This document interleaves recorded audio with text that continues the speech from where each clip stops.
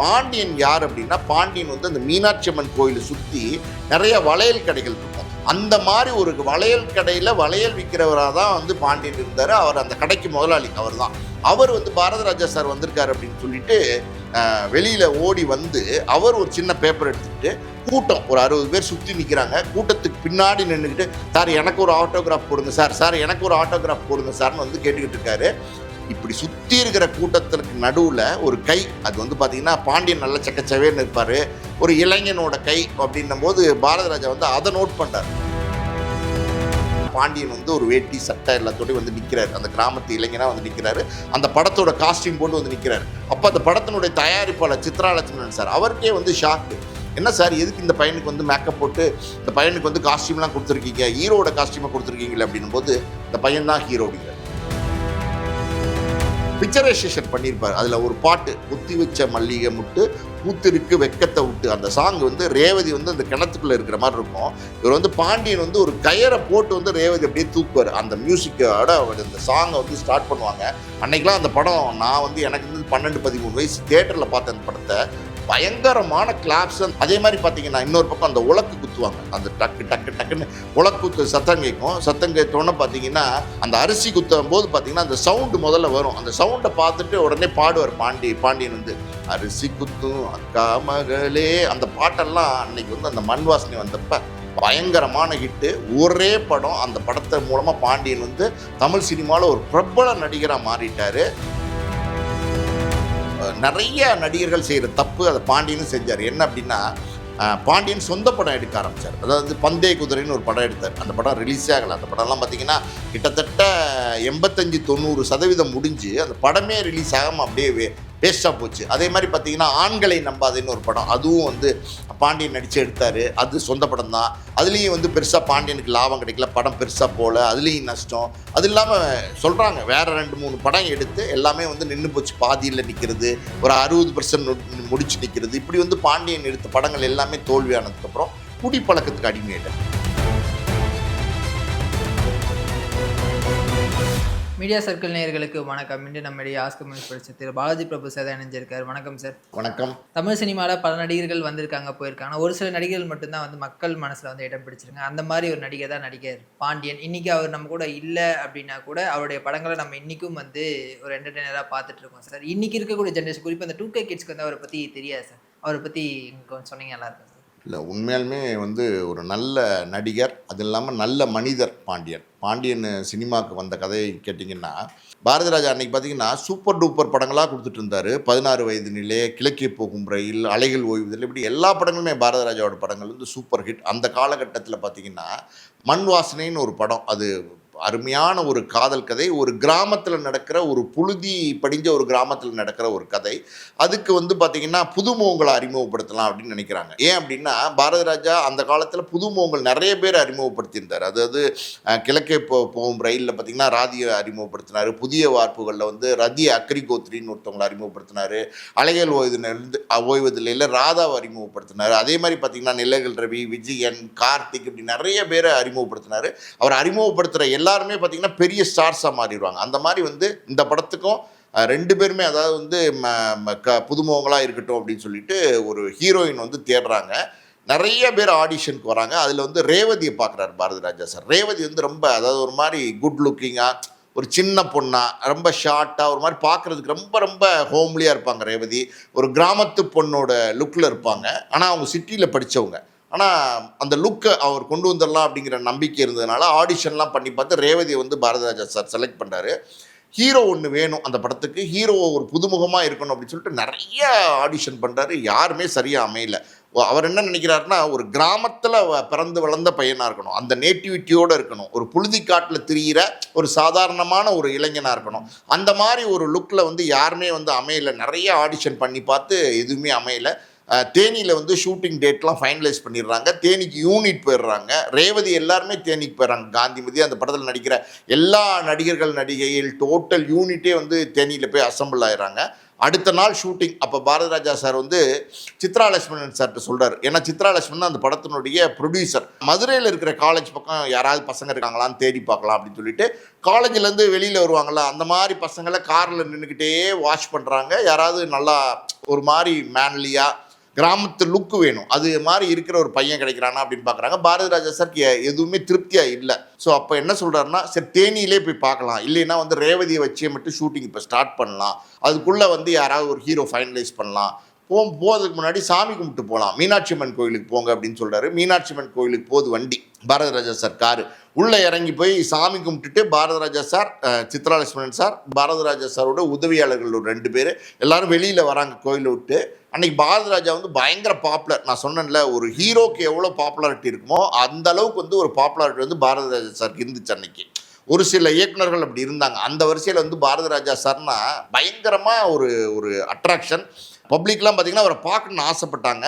அவர் பண்ண படங்கள் எல்லாமே பார்த்திங்கன்னா கிராமத்து படங்களாக அந்த மதுரையிலலாம் பார்த்திங்கன்னா சுற்றி வளைச்சி முடிச்சிட்டாங்க. ஒரு 50-60 பேர் வந்து சுற்றி பாரதி ராஜா சார்கிட்ட நின்று, சார் அலை உழுவதில் கிளைமேக்ஸ் வந்து சூப்பராக இருந்துச்சு, எக்ஸ்ட்ரானரியாக இருந்துச்சு, எப்படி சார் பண்ணீங்க, நீங்கள் வந்து அந்த 16 வயதில் மாதிரி ஒரு படம் நாங்கள் பார்த்ததே இல்லை சார், அப்படி இப்படின்னு ஏகப்பட்ட பேர் பேசிகிட்டு இருக்காங்க. ஆட்டோகிராஃப் கேட்பாங்க. அப்போல்லாம் எப்படின்னா துண்டு காகிதத்தை காட்டி ஏதாவது பிரபலங்களை பார்த்துட்டா, சார் ஒரு ஆட்டோகிராஃப் போடுங்க சார்னு சொல்லுவாங்க. ஏன்னா இப்போ செல்ஃபியெல்லாம் இப்போ கிடையாது இல்லை, இப்போ தானே செல்ஃபி எடுக்கிறாங்க. ஸோ அந்த மாதிரி பார்த்தீங்கன்னா பாண்டியன் யார் அப்படின்னா, பாண்டியன் வந்து அந்த மீனாட்சி அம்மன் கோயிலை சுற்றி நிறைய வளையல் கடைகள் இருக்கும். அந்த பெண்கள் வளையல் போடுவாங்கள்ல, அந்த வளையல் கடைகள் இருக்கும். கிளாஸ் வளையல், கண்ணாடி வளையல், அப்புறம் இந்த ரப்பர் வளையல், இந்த மாதிரி நிறைய வளையல்லாம் வந்து பெண்கள் வந்து விரும்பி போட்டுப்பாங்க கோயிலுக்கு வரவங்க. இப்போ கூட இருக்குது, நிறையா வளையல் கடைகள் இருக்கும். அந்த மாதிரி ஒரு வளையல் கடையில் வளையல் விற்கிறவராக தான் வந்து பாண்டியன் இருந்தார். அவர் அந்த கடைக்கு முதலாளி அவர் தான்.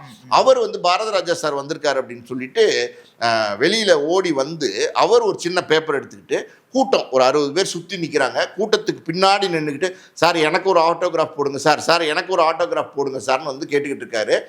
இப்படி சுற்றி இருக்கிற கூட்டத்திற்கு நடுவில் ஒரு கை, அது வந்து பார்த்திங்கன்னா பாண்டியன் நல்ல சக்கச்சவேன்னு இருப்பார், ஒரு இளைஞனோட கை அப்படின்னும் போது பாரதி ராஜா வந்து அதை நோட் பண்ணுறார். நோட் பண்ணி உதவியாளர்கிட்ட கூப்பிட்டு அந்த பையனை இங்கே வர சொல்லு அப்படிங்கிறாரு. கூட்டத்துக்கு நடுவில் அந்த பையன் பாண்டியன் வந்து உள்ளே வராரு. வந்தோடனே ஆட்டோகிராஃப் ஒன்று போடுங்க சார், நான் உங்கள் ரசிகன் சார் அப்படிங்கிறார். அப்படியா அப்படின்னு சொல்லிட்டு பாரதி ராஜா வந்து அவர் காமிக்கிற பேப்பரை பார்க்காம அவரோட முகத்தையே பார்க்குறாரு. அவர் முகத்தில் வந்து ஒரு கிராமத்து ஒரு இளைஞனுடைய லுக்கு, ஒரு துருதுருப்பு, ஒரு அன்னைக்கு 24 வயசு பாண்டியனுக்கு, அந்த அவர் நினச்ச மாதிரி ஒரு கேரக்டராக இவர் இருப்பார் அப்படின்னு வந்து பாரதி ராஜா சார் முடிவு பண்ணுறாரு. ஆட்டோகிராஃப் தானே போடுறவா அப்படின்னு சொல்லிட்டு, எங்கூட வரையா, தேனியில் ஷூட்டிங் நடக்குது, மண்வாசனின்னு ஒரு படம் எடுக்கிறேன், வரையா அப்படின்னு கேட்டுக்காரு. பாண்டியன் வந்து எதுவுமே கேட்கல. பாரதி ராஜா மாதிரி ஒரு டேரக்டரு எங்கூட வரையான்னு கேட்டால் யார் வந்து வேணான்னு சொல்லுவாங்க. உடனே வந்து பாரதி ராஜா சார் வந்து பாண்டியனை முன்னாடி உட்கார வைக்கிறார் காரில். சித்ரா லட்சுமணன் சார், பாரதி ராஜா சார், உதவியாளர்கள் எல்லாம் ஏறுறாங்க.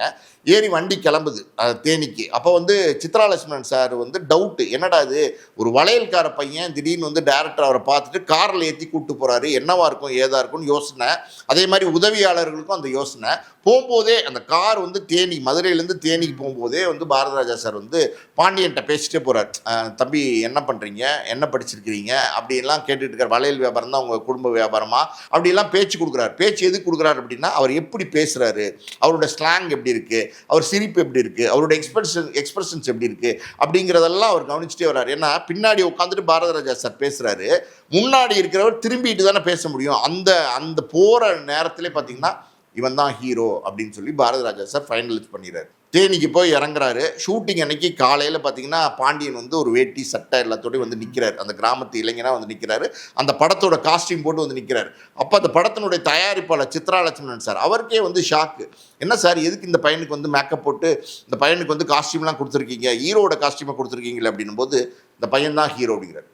சித்ரா லட்சுமணன் சார் சொல்கிறார், சார் என்ன சார் விளையாட்டா, அருமையான காதல் கதை, இளையராஜா சார் வந்து சாங்ஸ் எல்லாம் எக்ஸ்ட்ரானரியாக போட்டு கொடுத்துருக்காரு, இந்த படத்தில் போய் இந்த பையனை போடணுங்கிறீங்க, இந்த பையன் யாருன்னே தெரியாது, நடிப்பாரா நடிக்க மாட்டாரான்னு தெரியாது, வளையல் வித்துட்டு இருந்த பையனை டக்குன்னு கூட்டிகிட்டு வந்து ஹீரோங்கிறீங்க அப்படின்னும் போது பாரதி ராஜா சார் சொல்லியிருக்காரு, இவர் தான், இந்த பையன் தான் ஹீரோ, இந்த பையன் வந்து தமிழ் சினிமாவில் ஒரு பெரிய ரவுண்டு வருவான், நான் சொல்கிறேன், நம்பிக்கையோடு இந்த படத்தை ஸ்டார்ட் பண்ணலாம் அப்படின்னு சொல்லி யார் பேச்சும் கேட்கல. பாரதி ராஜா சார் வந்து ஷூட்டிங் ஸ்டார்ட் பண்ணுறாரு. பாண்டியன் கேமரா முன்னாடி நடிக்கிறாரு.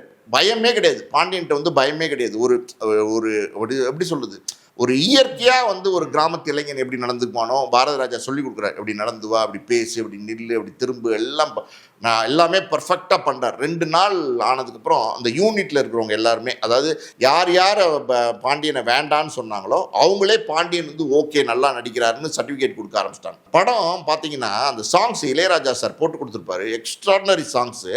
அதை பாரத ராஜா சார் அவர் வந்து பயங்கரமான கிரியேட்டர், பிக்சரைசேஷன் பண்ணியிருப்பார். அதில் ஒரு பாட்டு, பொத்தி வச்ச மல்லிகை முட்டு பூத்திருக்கு வெக்கத்தை விட்டு, அந்த சாங் வந்து ரேவதி வந்து அந்த கிணத்துக்குள்ளே இருக்கிற மாதிரி இருக்கும். இவர் வந்து பாண்டியன் வந்து ஒரு கயரை போட்டு வந்து ரேவதி அப்படியே தூக்குவார். அந்த மியூசிக்கோட அவர் அந்த சாங்கை வந்து ஸ்டார்ட் பண்ணுவாங்க. அன்னைக்கெலாம் அந்த படம் நான் வந்து எனக்கு வந்து 12-13 வயசு தியேட்டரில் பார்த்தேன் அந்த படத்தை. பயங்கரமான கிளாப்ஸ் அந்த பாட்டுக்கே ஒன்ஸ் மோர்லாம் கேட்டாங்க. அந்த அளவுக்கு அந்த பாட்டு வந்து பயங்கர ஹிட்டாச்சு. அதே மாதிரி பார்த்தீங்கன்னா இன்னொரு பக்கம் அந்த உலக்கு குத்துவாங்க, அந்த டக்கு டக்கு டக்குன்னு உலக்கு குத்து சத்தம் கேட்கும். சத்தம் கேட்டோன்னே பார்த்தீங்கன்னா அந்த அரிசி குத்தும் போது பார்த்தீங்கன்னா அந்த சவுண்டு முதல்ல வரும். அந்த சவுண்டை பார்த்துட்டு உடனே பாடுவார் பாண்டியன் வந்து அரிசி குத்தும் அக்கா மகளே. அந்த பாட்டெல்லாம் அன்னைக்கு வந்து அந்த மண் வாசனை வந்தப்ப பயங்கரமான ஹிட்டு. ஒரே படம், அந்த படத்தை மூலமாக பாண்டியன் வந்து தமிழ் சினிமாவில் ஒரு பிரபல நடிகராக மாறிட்டார். அந்த படம் வந்து 250 நாள் ஓடிச்சு. சென்னையில், மதுரையில், கோயம்புத்தூரில், திருநெல்வேலியில் எல்லா பக்கமே வந்து ரன்னவே ஹிட்டு, சூப்பர் டூப்பர் ஹிட்டு. ஒரு படத்திலே பாண்டியன் வந்து ஒரு பெரிய ஸ்டாராக மாறிட்டார். அதாவது எல்லாரும் அன்னைக்கு வந்து பாண்டியன் வந்து எப்படி நடிப்பாரா, ஒரு வளையல் கடையில் இருக்கிற பையன் எப்படி வந்து சினிமாவுக்கு சரியாக வரும்னு நினச்சாங்க.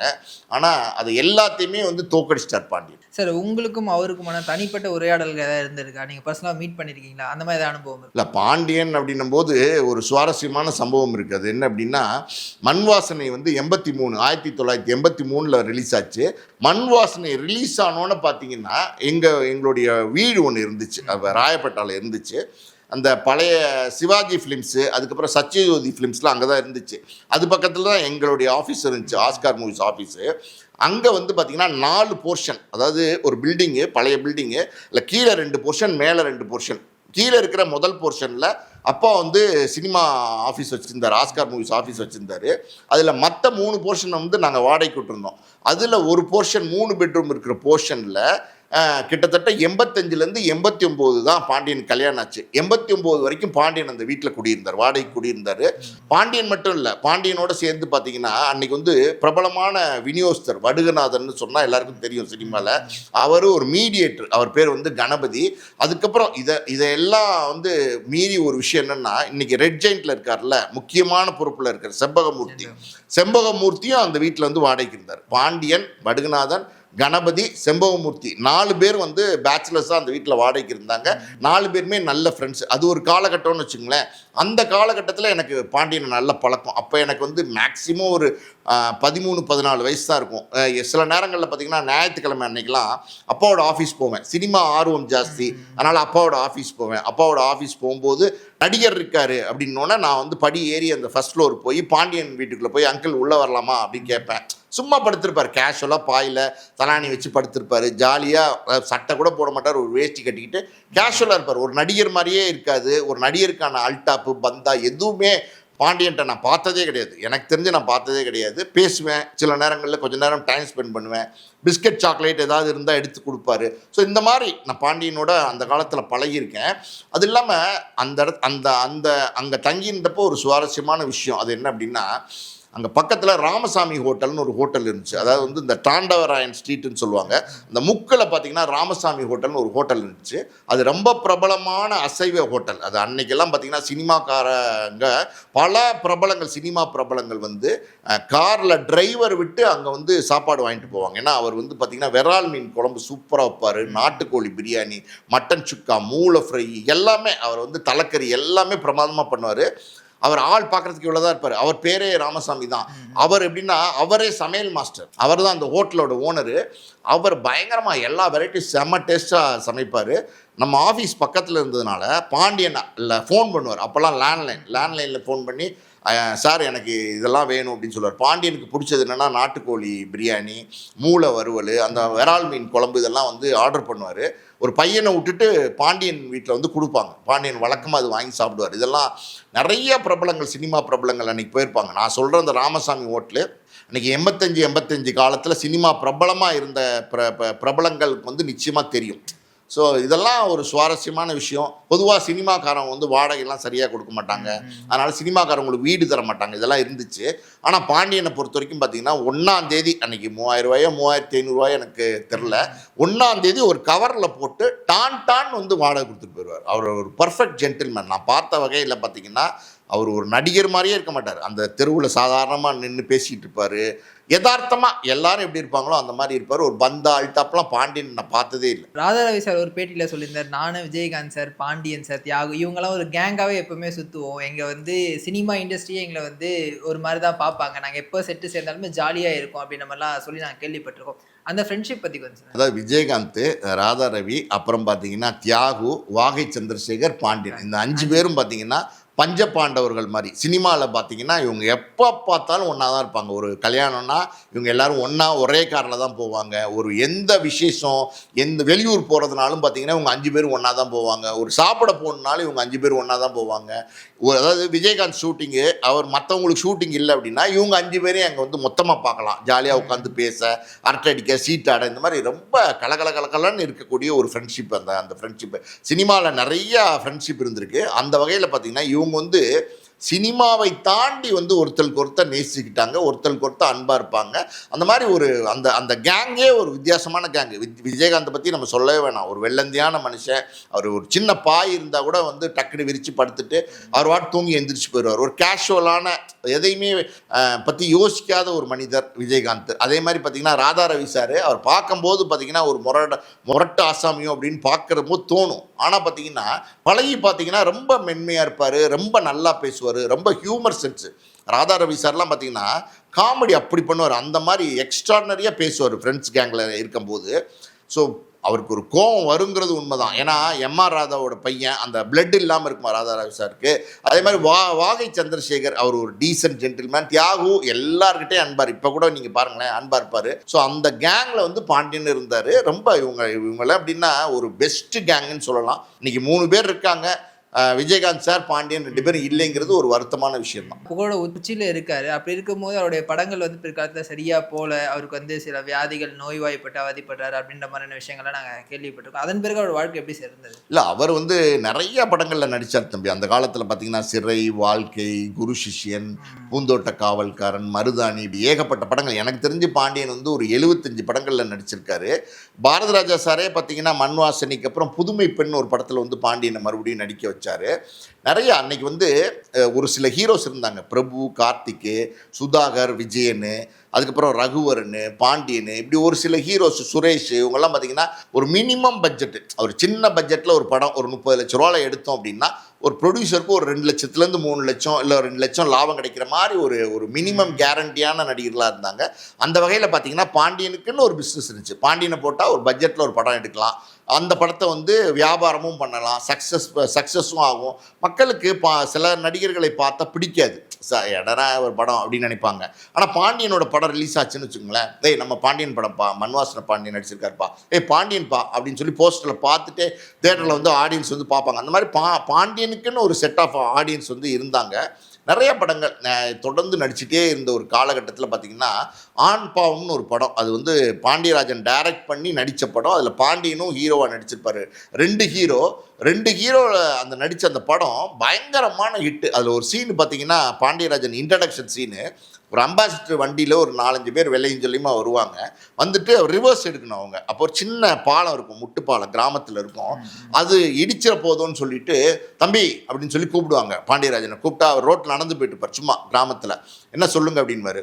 சார் நாங்கள் ரிவர்ஸ் எடுக்கிறோம், முட்டு தான் பாரு அப்படின்னோடனே அவங்க ரிவர்ஸ் எடுப்பாங்க, முட்டில் வாங்க அப்படின்னு டம்முன்னு வந்து அந்த பாலத்தில் முட்டிடுச்சு சார் அப்படின்னு. அந்த சீன்லாம் பார்த்தீங்கன்னா பயங்கர ஹிட்டு. ஆண் பாவம்னா அது அந்த சீன்ஸ் ஒவ்வொன்றும் பார்த்தீங்கன்னா பிராண்டிங்கான சீனு. அந்த படத்தில் பாண்டியராஜன் 2 பேரும் வந்து அண்ணன் தம்பிகளாக நடிச்சிருப்பாங்க. கொல்லங்குடி கருப்பாயின்னு ஒருத்தவங்க இருந்தாங்க, சிங்கர், அவங்க வந்து பாட்டியாக நடிச்சிருப்பாங்க. வி.கே. ராமசாமி இவங்களுக்கு அப்பாவை நடிச்சிருப்பாரு. அது ஒரு பயங்கரமான ஒரு காமெடி படம், ரன்னவே ஹிட்டு. ஆண் பாவம்லாம் பார்த்தீங்கன்னா பாண்டியன் லைஃப்பில் மிகப்பெரிய பேரையும் புகழையும் ஏற்படுத்தி கொடுத்துச்சு. ஆனால் என்னென்னா நிறைய நடிகர்கள் செய்கிற தப்பு அதை பாண்டியனும் செஞ்சார். என்ன அப்படின்னா பாண்டியன் சொந்த படம் எடுக்க ஆரம்பித்தார். அதாவது பந்தய குதிரைன்னு ஒரு படம் எடுத்தார். அந்த படம் ரிலீஸே ஆகலை. அந்த படம்லாம் பார்த்திங்கன்னா கிட்டத்தட்ட 85-90% முடிஞ்சு அந்த படமே ரிலீஸ் ஆகாமல் அப்படியே வேஸ்ட்டாக போச்சு. அதே மாதிரி பார்த்தீங்கன்னா ஆண்களை நம்பாதேன்னு ஒரு படம், அதுவும் வந்து பாண்டியன் நடித்து எடுத்தார். அது சொந்த படம் தான்.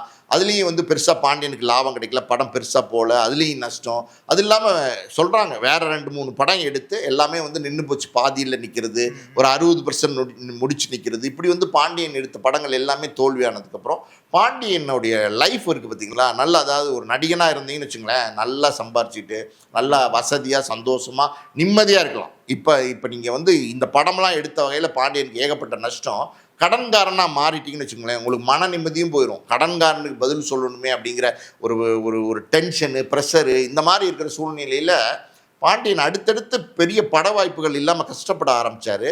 அந்த காலகட்டத்திலையும் பார்த்தீங்கன்னா மறுபடியும் வந்து பாரதிராஜா சார் வந்து பாண்டியனுக்கு வந்து பட வாய்ப்பு கொடுத்தாரு. அதாவது கிழக்கு சீமையில பார்த்தீங்கன்னா எதுக்கு பொண்டாட்டி எக்கச்சக்க வப்பாட்டி அப்படின்னு ஒரு பாட்டு இருக்குல்ல, அதெல்லாம் மறுபடியும் வந்து பாண்டியனுக்கு ஒரு பெரிய ரீலைஃபை ஏற்படுத்தி கொடுத்துச்சு. அதுக்கப்புறம் பார்த்தீங்கன்னா பெரிய மருது, சிட்டிசன், அஜித் நடித்த சிட்டிசன், இப்படி நிறைய படங்களில் பாண்டியன் தொடர்ந்து நடித்தார். பட் இருந்தாலும் ஒரு சரிவுக்கு அப்புறம் வந்து பாண்டியன் என்ன ஆனார்னா குடிப்பழக்கத்துக்கு அடிமையிட்டார். அவரால் அது வந்து எப்படி சொல்லுது, கண்ட்ரோல் பண்ண முடியல. எதுவுமே நீங்கள் எப்படின்னா உணவாக இருந்தால் கூட எப்படி சொல்லியிருக்காங்க அந்த காலத்திலே, அதாவது அளவுக்கு மிஞ்சினால் அமிர்தமும் நஞ்சுன்னு சொல்லியிருக்காங்களா, அந்த மாதிரி வந்து குடிக்க ஆரம்பிச்சிட்டாரு. அந்த குடி அவரால் நிறுத்த முடியல. அது எல்லாரும் குடிக்கிறது வழக்கமான ஒரு விஷயந்தான், நம்ம தப்பாக சொல்லலை. பட் என்னென்னா அதுக்கு அடிக்ட் ஆகிட்டார் பாண்டியன். நல்ல மனுஷன், அதுக்கு அடிக்ட் ஆகி கடைசியாக பார்த்தீங்கன்னா கல்லீரலில் வந்து பாதிக்கப்பட்டு லிவர் ஃபெயிலியர் ஆகி கடைசி காலகட்டத்தில் பணமும் இல்லாமல் தோல்வி அடைஞ்சு நஷ்டப்பட்டு அந்த நேரத்தில் வந்து பாரதிராஜா சார் தான் மறுபடியும் வந்து பாண்டியனுக்கு அடைக்கலம் கொடுத்தாரு. பாரதிராஜா சார் ஆஃபீஸ்லேயே வச்சு பாண்டியனை வந்து மெயின்டைன் பண்ணார். பாண்டியன் ஆனால் என்ன சொல்கிறது, துரதிருஷ்டவசமாக அந்த நோயோடு அவர் ஜெயிக்க முடியல. 2008 வந்து அவர் இறந்து போயிட்டார். அவருக்கு யாரும் ஹெல்ப் பண்ணலையா சார்? அவங்க ஃப்ரெண்ட்ஸ் கேங்ல இருந்தோ இல்லை மற்றவங்களோ வந்து ஹெல்ப் பண்ணலையா சார்? அது ஒரு விஷயம் நான் சொல்கிறேன் கேளுங்க, ஹெல்ப் பண்ணாமலாம் இருந்திருக்க மாட்டாங்க. நீங்கள் அந்த காலகட்டத்தில் விஜயகாந்த் இருந்தார், ராதா ரவி இருந்தார், வாகை சந்திரசேகர் இருந்தார், தியாகு இருந்தாங்க. இவங்களாம் உண்மையாலுமே நல்ல ஃப்ரெண்ட்ஸு. அதாவது வந்து ஒரு சினிமாத்தனமாக பழகாமல் ஒரு உண்மையான நட்பு பாசத்தோடு பழகக்கூடிய இயல்பான மனிதர்கள் தான் எல்லாருமே. நீங்கள் யார் என்ன ஹெல்ப் பண்ணாலும் நீங்கள் அந்த அந்த அந்த பழக்கத்தை வந்து நீங்கள் வந்து நிறுத்தினா தான் உங்களை வந்து காப்பாற்ற முடியும். என்ன செய்ய முடியும், உங்களுக்கு காசு கொடுக்க முடியும், பணம் கொடுக்க முடியும், ஏதாவது உங்களுக்கு ஹெல்ப் பண்ண முடியும். ஆனால் அதை தாண்டி நீங்கள் தொடர்ந்து வந்து இது ஆபத்தான கட்டத்தில் இருக்காரு. மஞ்சக்காமாலை வந்துச்சு அவருக்கு, மஞ்சக்காமாலைக்கு அப்புறம் குடிச்சிக்கிட்டே இருந்தார். ஸோ அந்த மாதிரி ஒரு சூழ்நிலையில் நீங்கள் யார் சொல்லியும் கேட்கல. பாண்டியன் கல்யாணம் ஆச்சு, பொண்டாட்டி சொல்லியிருப்பாங்க, மகன் சின்ன பையனாக இருந்திருப்பார்னு நினைக்கிறேன் அந்த நேரத்தில், அவர் சொல்லியிருப்பாரான்னு நமக்கு தெரியல. ஸோ சுற்றி இருக்கிற நண்பர்கள் யார் சொன்னாலும் அந்த பழக்கத்துலேருந்து நீங்கள் விடுபட்டால் தான் அதை உங்களால் வந்து நீங்கள் ஜெயிக்க முடியும். இப்போ ரோபோ சங்கரே எடுத்துங்களேன், நல்ல கலைஞர், அருமையான அற்புதமான கலைஞர். எத்தனை மேடைகள் ஏறி இருக்கிறார், எத்தனை நாடகங்கள் போட்டிருக்கார், என்னென்ன அவர் ரோபோ சங்கர்னா மறக்க முடியாத கலைஞர். ஆனால் என்ன ஆச்சு கடைசியில், இந்த குடியை வந்து அவரால் விட முடியல. கடைசி காலகட்டம் வரைக்கும் ஆபத்தான கட்டத்தில் இருக்காருன்னு தெரிஞ்சு கூட குடித்தார். நம்ம இன்றைக்கி ரோபோ சங்கரை இழந்துட்டோம். அந்த மாதிரி தான் பாண்டியன் வந்து இந்த குடியிலேருந்து வெளியில் வர முடியாமல் அவர் மரணிச்சிட்டார். அதான் உண்மை. அடுத்த நிகழ்வில் தொடர்ந்து பேசுவோம் சார். தகவலுக்கு ரொம்ப நன்றி சார். நன்றி.